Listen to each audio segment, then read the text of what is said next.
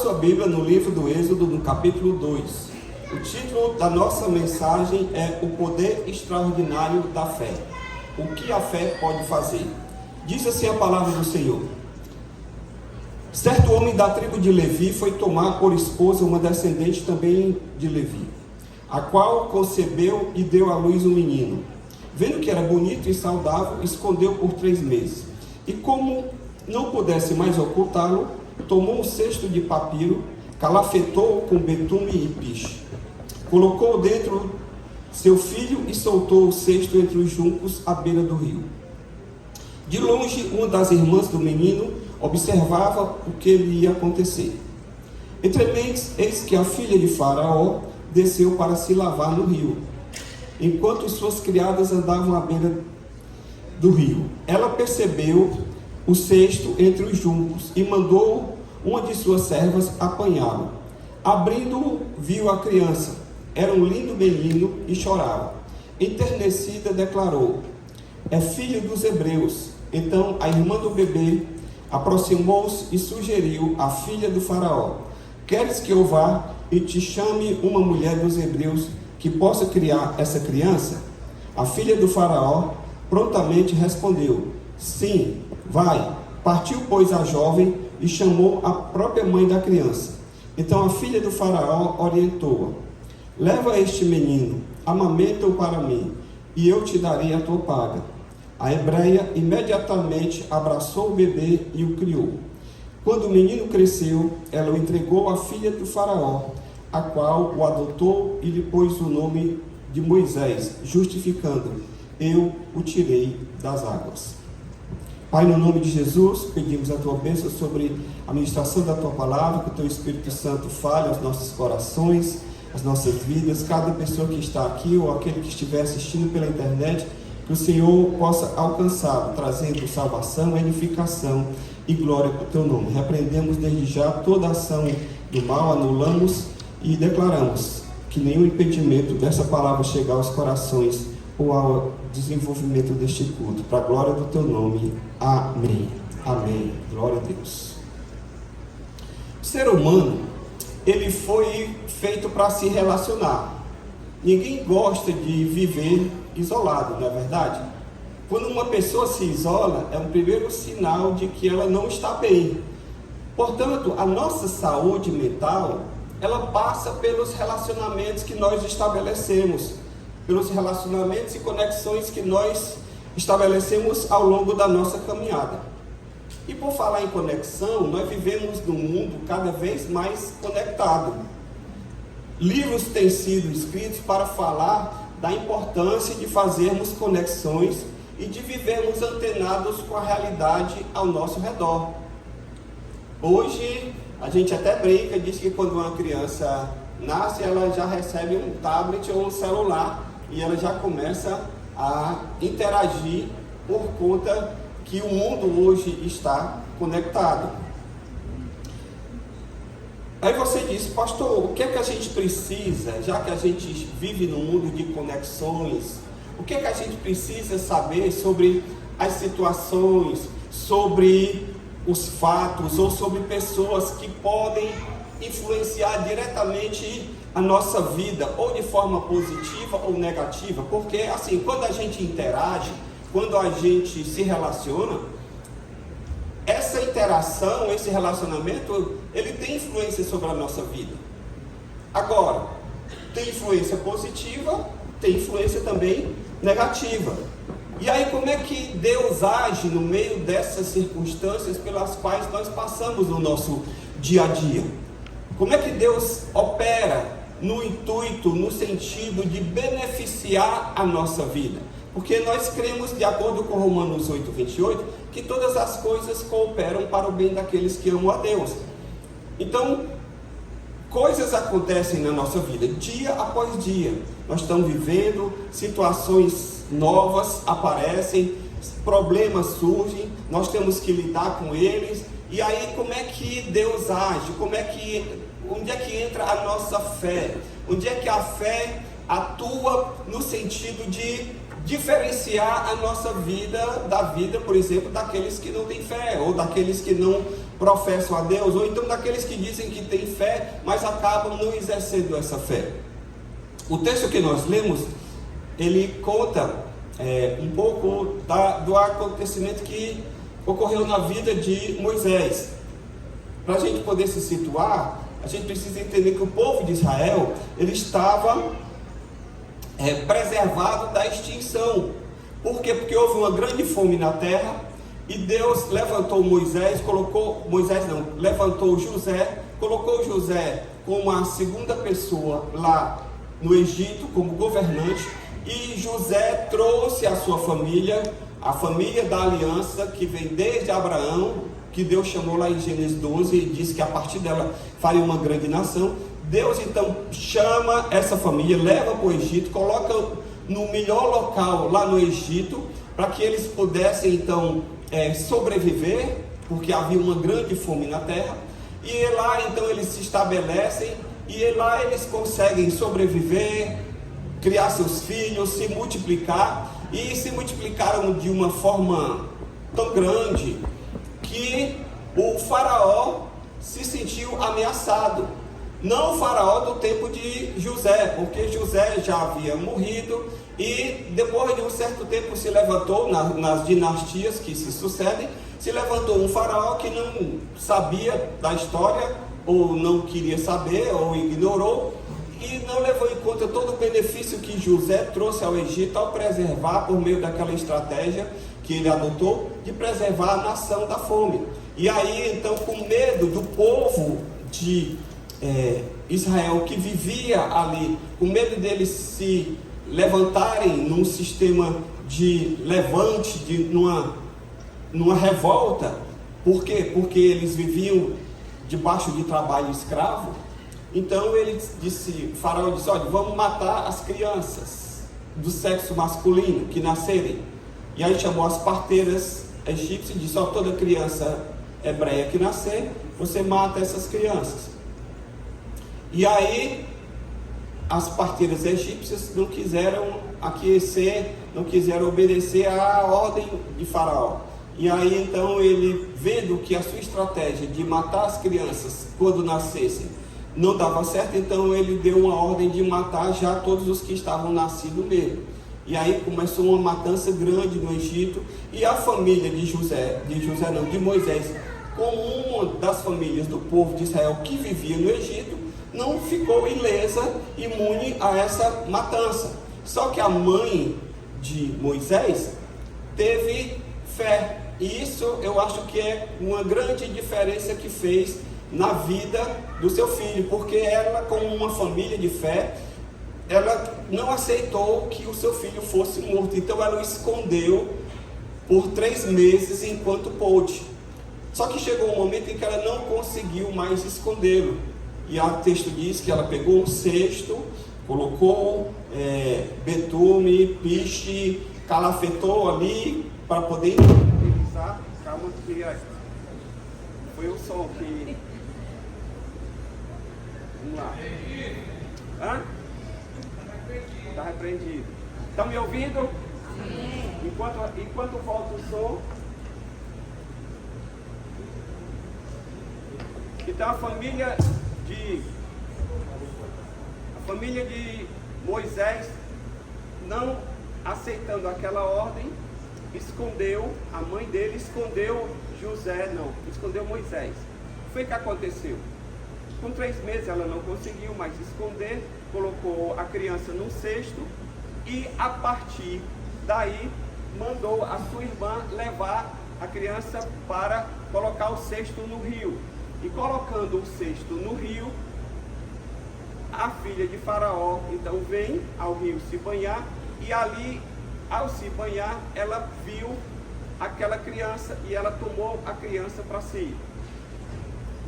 E eu queria exatamente falar sobre a diferença que faz sobre você ter fé.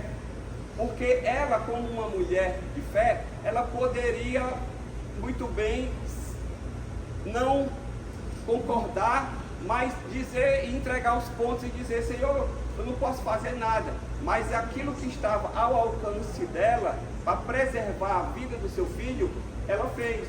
E E é sobre essas atitudes que essa família teve que eu gostaria de meditar com você nessa manhã. Você está me ouvindo até aí? Amém. Amém.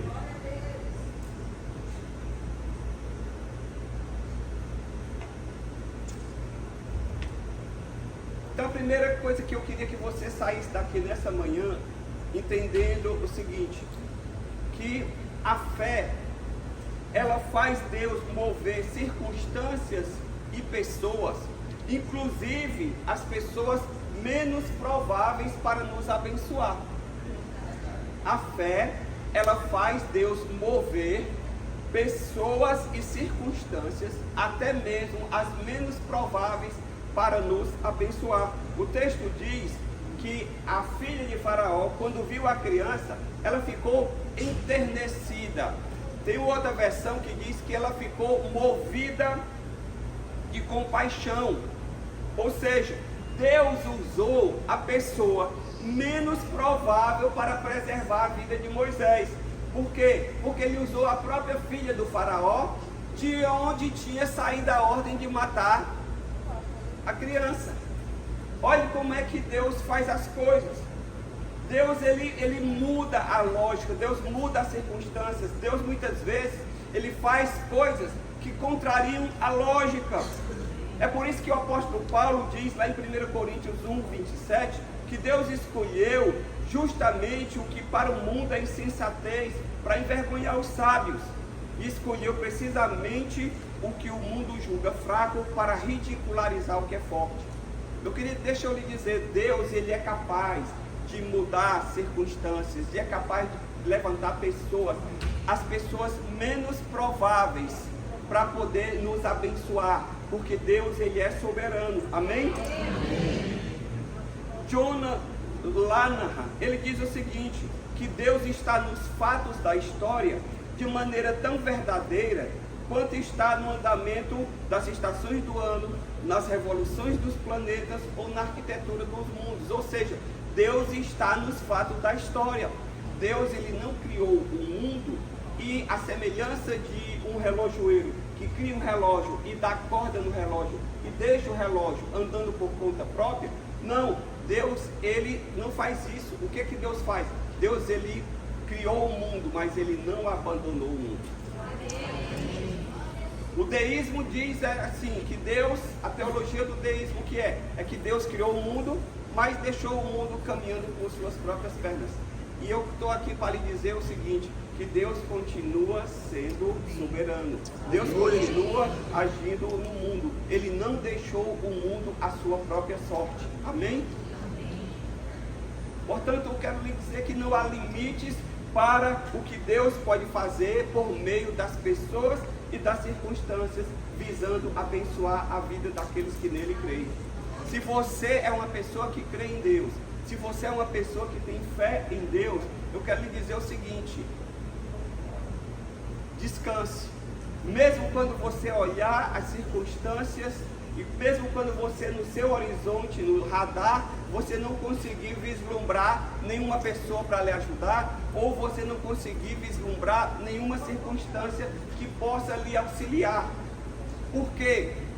Porque por trás das pessoas e das circunstâncias está Deus. E Ele pode, a seu tempo, no seu momento, de acordo com a sua vontade soberana, realizar algo extraordinário na sua vida. Amém? Então, não entre em desespero, não entre em pânico, mesmo quando as circunstâncias lhe parecerem desfavoráveis e mesmo quando você não puder contar com ninguém para lhe ajudar.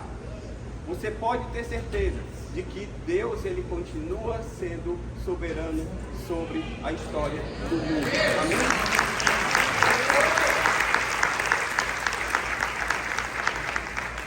Eu contei aqui uma vez esse testemunho, mas eu vou contar novamente. Eu fiz faculdade, fiz ciências contábeis na Unifor. Na época, eu não tinha condição, e o meu pai, quando soube que eu tinha passado no vestibular, ficou alegre, e quando eu cheguei lá no interior para dizer para ele: pai, passei, mas tem que pagar. Aí disse: ah, meu filho, eu não tenho dinheiro para pagar. E ele só pagou a primeira matrícula, né, do semestre, porque na faculdade você tem que se pagar a matrícula a cada semestre. E ele pagou só a primeira, e a partir daí eu fui trabalhar, fui estagiar, para poder conseguir pagar o curso. Chegou uma época que tinha novamente que se matricular e eu não tinha o dinheiro da matrícula. E na igreja nós tínhamos na época uma missionária do Canadá, que ela estava sendo missionária aqui no Brasil e congregava conosco lá na igreja. E ela era sustentada pela igreja do Canadá. E lá, ela, antes de vir para cá, ela era professora do Ministério Infantil. E lá no Ministério Infantil, um dia, as crianças se reuniram, cataram latinhas recicláveis, venderam e pegaram uma oferta.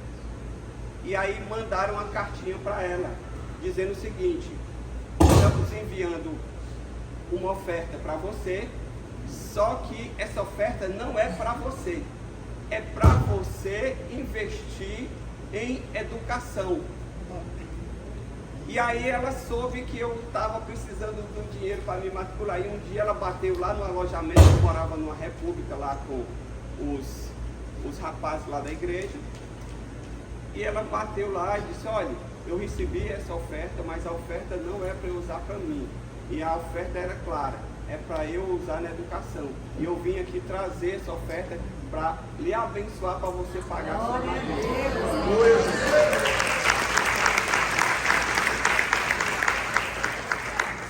E aí, irmãos, eu fiquei vendo, nunca conheci essas crianças, provavelmente não irei conhecê-lo, porque até a missionária já foi embora, voltou para o Canadá, perdemos o contato, mas Deus usou pessoas, circunstâncias, para me abençoar de uma forma que eu nem imaginava. Então o que eu quero que você entenda é isso, que Deus, ele pode levantar circunstâncias e pessoas para lhe abençoar quando você menos espera. Aqui ele usou a filha do faraó, exatamente da casa de onde havia partido a ordem de matar a criança. Foi exatamente dali que Deus levantou uma pessoa para preservar a vida dessa criança, para mostrar que ele é Deus sobre todas as coisas. Amém?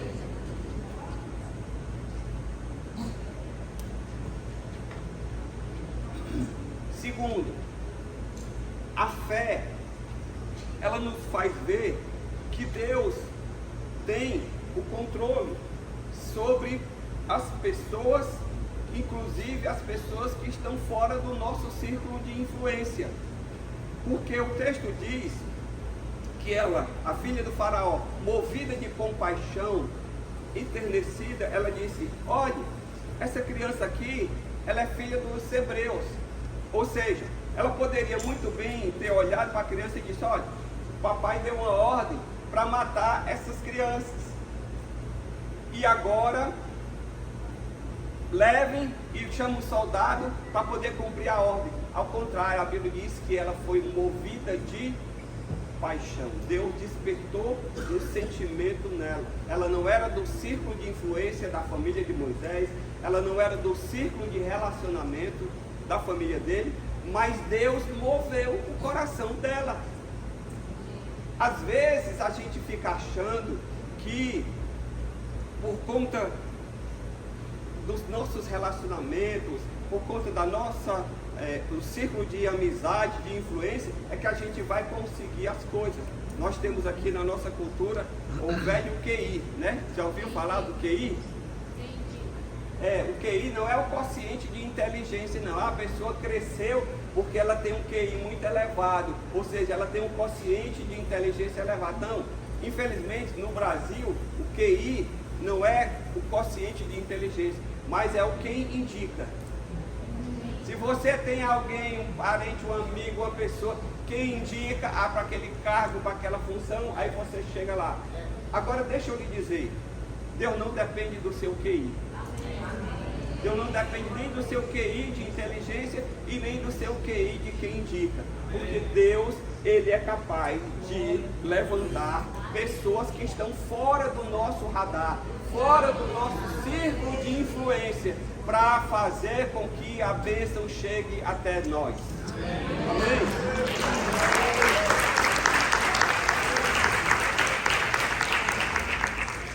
Pastor, o senhor está querendo dizer o quê? Que eu tenho que me isolar? Não. É importante que a gente mantenha um círculo de amizade, mantenha conexões, mas a gente precisa entender que Deus não depende, ou Deus não está limitado a isso. Tem um livro muito famoso, Como Fazer Amizade e Influenciar Pessoas, do Dale Carnegie, que se tornou um clássico aí nessa área. E é daí eu acho que onde vem aquela frase que diz assim, ó, quem não é visto não é lembrado. Já ouviu essa frase? Você vai ter um jantar de negócio, vai ter uma festa ali do pessoal do meu ramo de atividade, então eu vou lá, eu vou me fazer presente. Às vezes a pessoa compra o ingresso caro daquele jantar porque ela precisa estar ali no meio, porque quem não é visto não é lembrado. Mas deixa eu lhe dizer o seguinte, isso aí é quando você depende simplesmente da influência humana. Quando você depende simplesmente de Deus, aí a coisa muda. Porque não depende de você, não depende de quem corre, mas de quem Deus usa de misericórdia. Amém? Glória a Deus. Na Bíblia nós temos um exemplo claro. O povo de Israel foi exilado por volta do ano 587 a.C. e foi invadido pelo Império Babilônico e foi levado cativo, né? E foi deportado uma boa parte lá para Babilônia. O rei Nabucodonosor levou e pegou as mentes mais brilhantes. Foi aí que ele levou Daniel, os seus amigos, lá para Babilônia. E o povo estava lá exilado. Só que na história os impérios se sucedem e o império ele se levanta, derrota o dominante e depois passa a dominar. Depois vem um outro que se torna maior do que ele, derrota e assume o lugar. E foi isso que aconteceu. O rei persa, o império persa dominou o império babilônico e temos agora não mais Nabucodonosor, mas temos um novo império, que é o império persa, com o rei Ciro. Não é o Ciro Gomes, tá? Apesar de ele ser meio imperador, mas não é isso. E aí o que é que acontece?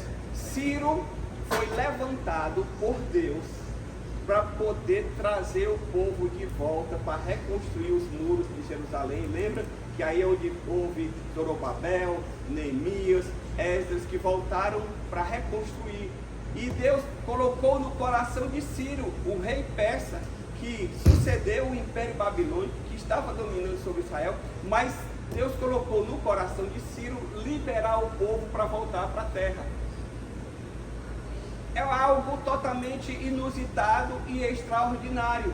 Por quê? Porque o natural era que ele continuasse o sistema de dominação e para se beneficiar disso.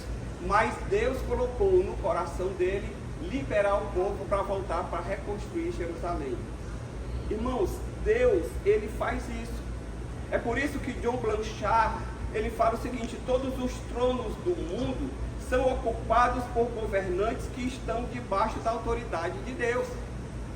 Por mais que um governante seja poderoso, seja famoso, faça grandes conquistas, mas acima desses soberanos existe o Deus que é o soberano dos soberanos, que é o Criador, que se Deus tirar 10 minutos do fôlego daquele soberano, ele não é capaz de se manter vivo. Então, por trás de todo soberano do mundo, de todo governante, existe uma autoridade maior, que é o nosso Deus.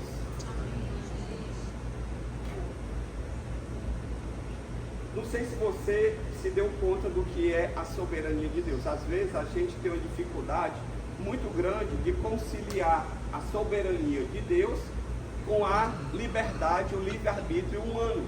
Aí você diz, se Deus é soberano, eu não sou livre. Se eu sou livre, Deus não é soberano. E aí fica nesse embate que vem se travando. Mas assim, deixa eu simplificar para você para você entender como é que a soberania de Deus age sem tirar a liberdade humana.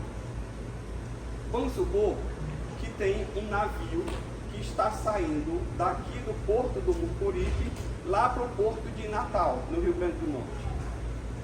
Esse navio é a história. E essa história, ela está se desenrolando. Ela teve um começo, um meio e um fim. O que é o começo? É a partida do navio daqui de Fortaleza, e ele vai navegar, está acontecendo a história, e ela vai chegar a um destino final, que é lá o porto de Natal. Então é como se fosse a história humana, esse navio, que vai ter um começo, saindo de um lugar, vai navegar até chegar no destino final. Esse navio tem um comandante. Todo navio tem um comandante.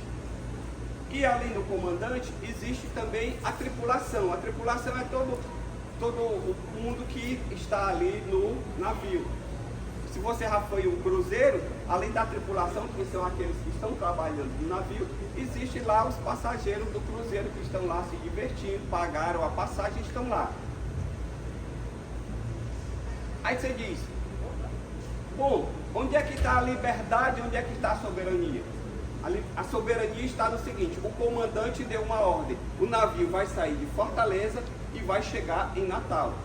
Ninguém vai mudar o curso. Não vai aparecer alguém que vai dizer, não, eu não vou vai para Natal, não, vai para Recife. Não, a história já foi determinada e o comandante disse, é essa aqui, nós vamos sair desse local e vamos para aquele. Ninguém vai desviar a rota, ninguém vai impedir. Deus é o comandante da história e ele já determinou o começo, o meio e o fim. Lá em Gênesis nós temos o começo e lá em Apocalipse nós temos o final. E nós que estamos aqui, estamos no meio. Nós estamos aqui durante a história. Estamos vivendo durante a história, os impérios se sucederam e o que vier ainda depois de nós até o final da história vai acontecer. Isso aí é para saber se você está escutando mesmo.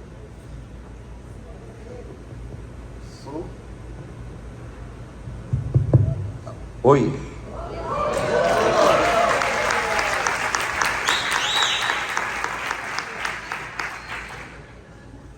Garganta agradece. Então deixa eu continuar. A história, Deus é soberano e ela vai acontecer, amém? Só que eu que estou no navio, eu não tenho o poder de mudar o rumo do navio. Agora eu tenho liberdade de dizer, eu vou nesse local do navio, ou eu vou no primeiro andar, no segundo andar, ou eu vou na proa, eu vou no convés. Eu sou livre para me movimentar dentro do navio.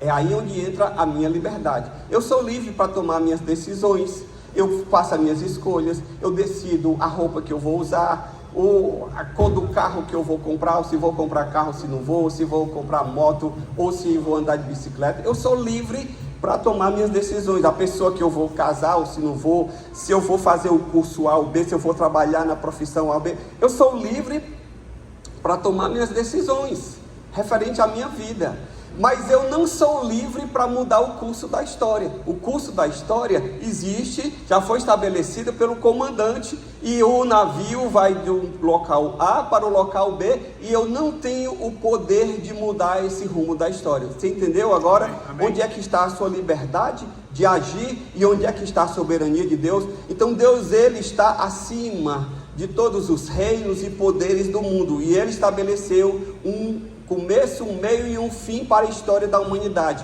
E nós que estamos vivendo, nós temos liberdade de poder dizer onde nós vamos agir, onde nós vamos atuar, qual o destino que nós vamos ter para a nossa vida, mas nós não temos o poder de mudar o rumo da história.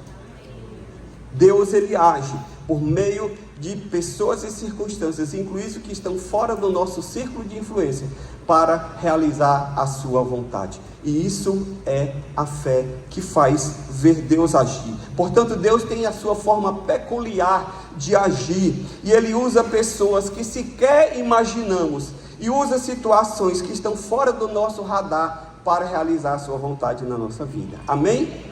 Então confie, espere, dependa do Senhor, porque ele, como soberano está no curso da história e Ele vai fazer o que for o melhor para a vida daqueles que o amam e que o temem. E a Bíblia diz que nem olhos viram, nem ouvidos ouviram, nem jamais entrou no coração do homem o que Deus tem preparado para nós. O que Deus está reservando para nós, irmãos, nem olhos viram, nem ouvidos ouviram. Jesus disse: eu vou preparar-vos lugar. E quando eu preparar, eu voltarei e vos levarei para mim mesmo, para que onde eu estiver, estejais vós também. Amém?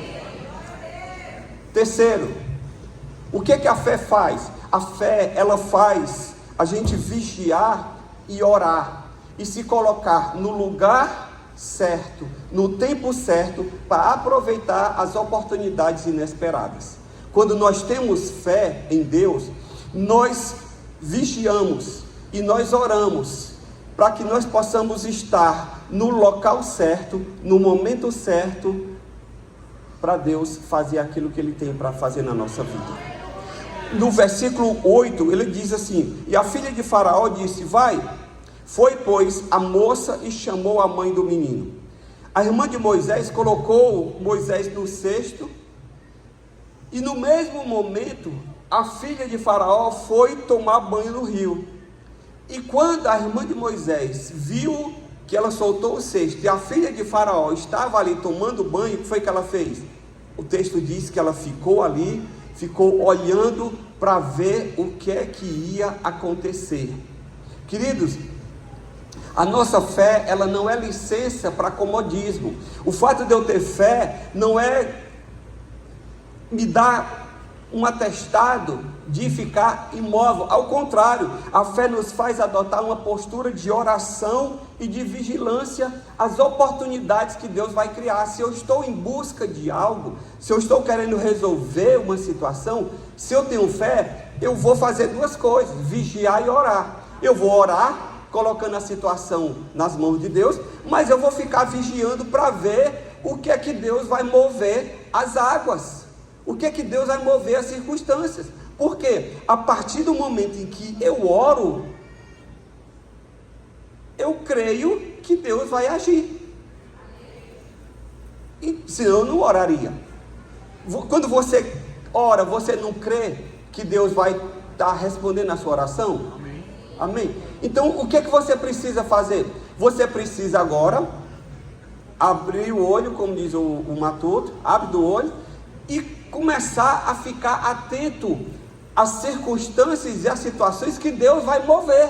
Para quê? Para que as coisas, quando acontecerem, você esteja antenado com o tempo de Deus, o time exato, o momento certo de agir.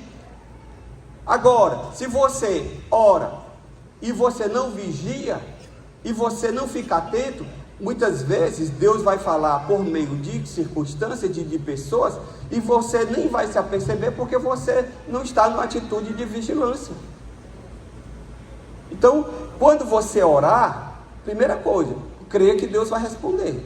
E se Deus vai responder, você tem que ficar atento ao momento que Deus vai agir.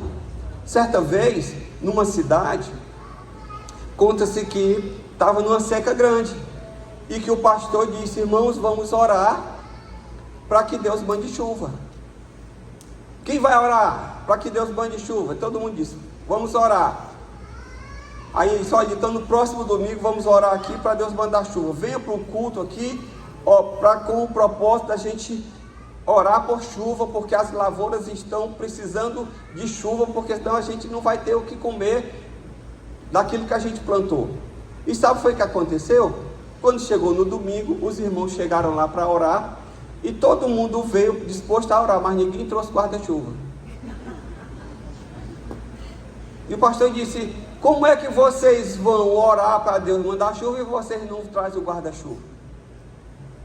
Em outras palavras, como é que a gente ora, e a gente parece que ora mais por desencargo de consciência, e não porque crê que Deus vai agir? Se eu oro com a expectativa de que Deus vai agir, eu tenho que me preparar, eu tenho que me mobilizar, para que quando Deus agir, eu esteja atento à ação de Deus e possa me mover.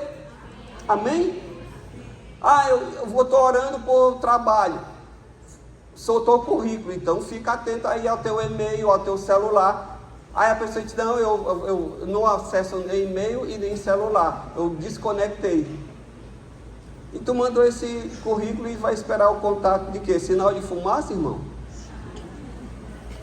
Então nós precisamos estar atentos. Certa vez, Abraão disse para o seu servo Eliezer, olha, você vai, eu não quero que você eu não quero que o meu filho Isaac case com as mulheres daqui da terra. Vá lá na minha terra, de onde eu nasci, na minha parentela, buscar uma esposa para o meu filho Isaac. E ele foi. E quando ele chegou lá, a Bíblia diz que ele ficou numa atitude, ele foi exatamente para o poço. O poço era o lugar onde as jovens iam buscar água. E ele orou a Deus e disse, Senhor, se o Senhor me der uma situação favorável, eu vou entender que esta é a jovem que o Senhor quer que eu leve para ser a esposa do filho do meu Senhor. E a Bíblia Sagrada nos diz que ele ficou ali junto do poço, junto a um poço de água, e era já tardinha, a hora em que as moças saíam para tirar a água, ou seja, ele foi para o lugar certo, na hora certa.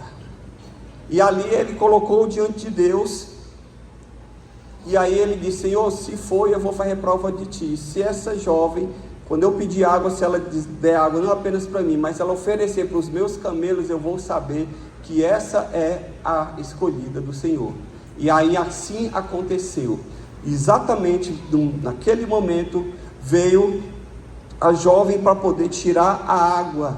E aí quando ele propôs, ele disse, olha, eu queria que você desse água para mim. Ela disse, eu vou dar água para você, mas não só para você, eu vou dar para os seus camelos. Aí ele disse, agora eu entendi que o Senhor está nesse negócio. Irmãos, quando a gente ora, e se a gente ora com fé, de que Deus está ouvindo a nossa oração, nós vamos ter uma atitude de vigilância. Nós vamos ficar atentos, porque Deus ele trabalha por meio de portas que se abrem e que se fecham.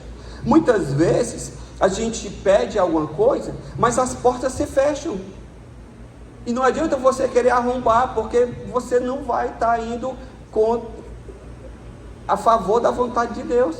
Às vezes a gente quer tanto uma coisa que a gente quer forçar a porta, e Deus está dando todos os sinais e dizendo, olha, não é o momento, pode até ser depois, mas agora não é o momento, se acalme. E você fica, porque você está querendo aquilo, e você insiste aí contra a vontade de Deus, e aí dá com os burros na água, e aí depois reclama, porque Deus não cuidou, porque Deus não ouviu. Deus ouviu, Deus deu todos os indícios, e você que não estava atento àquilo que Deus queria falar.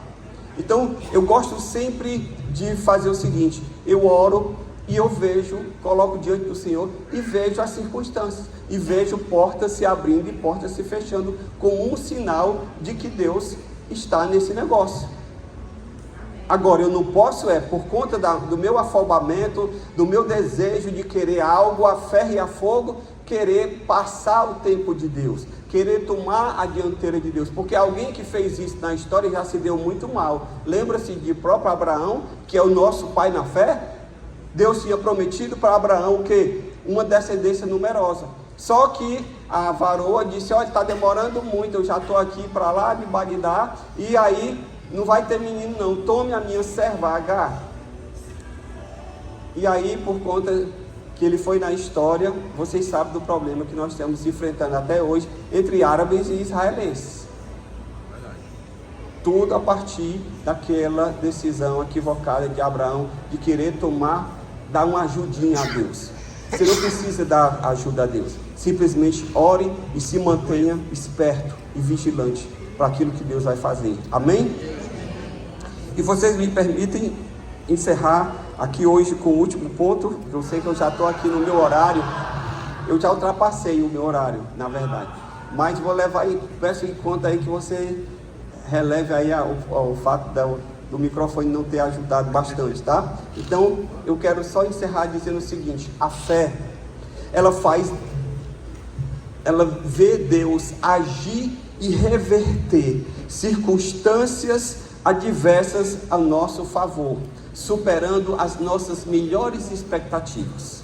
Quando você tem fé, você vê Deus agir, revertendo circunstâncias desfavoráveis a seu favor. E muitas vezes chegam até a superar as suas melhores expectativas.